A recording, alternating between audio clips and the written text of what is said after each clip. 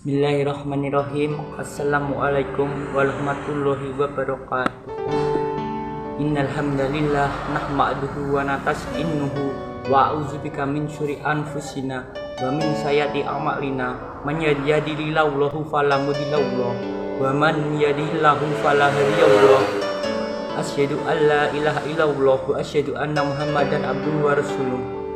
Pertama-tama kita panjatkan puji syukur atas kehadiran Allah Subhanahu wa taala yang telah memberikan rahmat, hidayah, inayah kepada kita semua sehingga kita dapat beraktivitas pada kesempatan hari ini.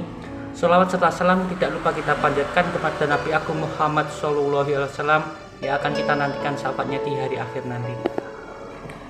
Teman-teman yang dirahmati Allah, Allah Subhanahu wa taala pernah berfirman, A'udzubillahi minasyaitonirrajim. Bismillahirrahmanirrahim.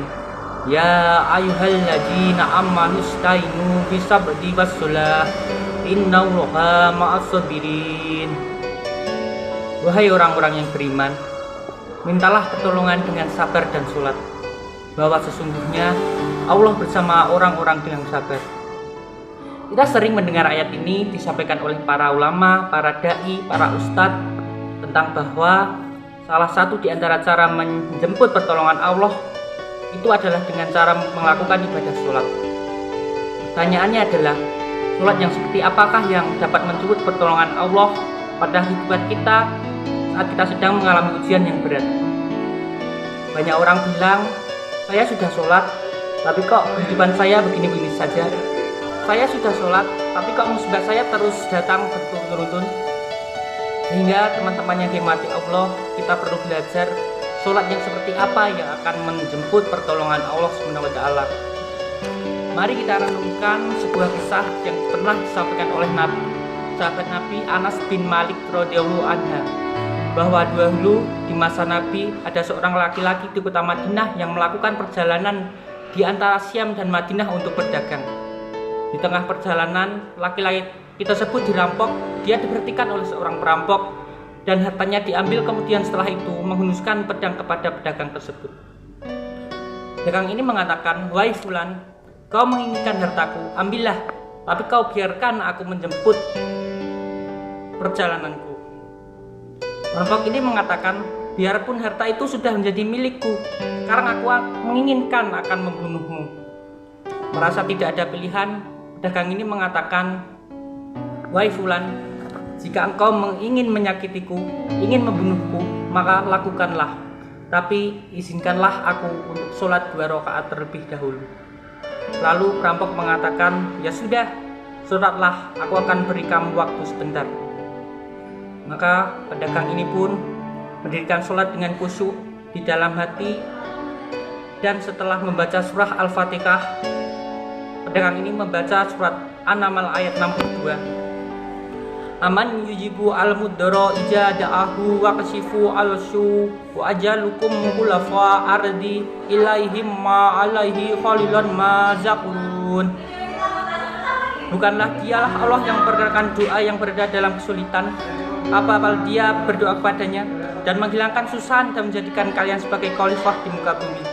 Apakah di samping Allah ada Tuhan lain yang patut disembah ataupun dimintai pertolongan? Sedikit sekali nikmat Allah yang kalian ingat. Shadaqallahul azim. Teman-teman yang dirahmati Allah, itulah tadi ayat yang dibaca oleh pedagang tersebut ketika sholat 2 rakaat. Ia membaca kalimat ini dengan penuh penghayatan dan perenungan. Aman yujibul muqtara idza wa yaksisu. Bukanlah dialah yang memperkenakan doa orang-orang yang berada kesulitan dan menghilangkan kesusahan. Dia menghayati ayat ini sehingga muncullah rasa yakin bahwa harapannya saat ini yang bisa menolong hanyalah Allah Subhanahu wa taala. Setelah selesai dia lakukan sholat, kemudian dia mengangkat kedua tangannya, berdoa kepada Allah dengan menyebut nama-nama Allah yang mulia. Ya Rabbi, Tuhan yang menampakkan makhluk, aku mohon dengan cahayamu yang menyelimuti sudut-sudut arasmu.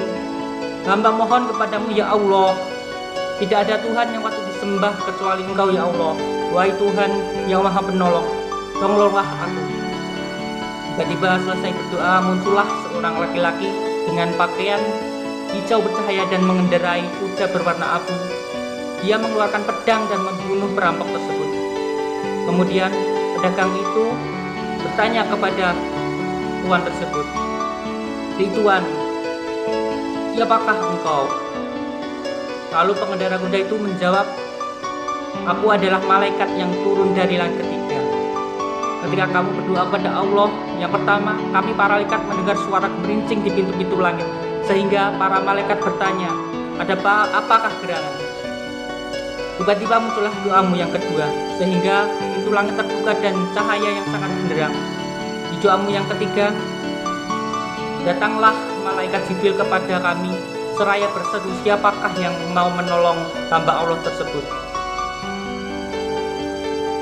Lalu aku meminta izin kepada Allah untuk melaksanakan tugas tersebut.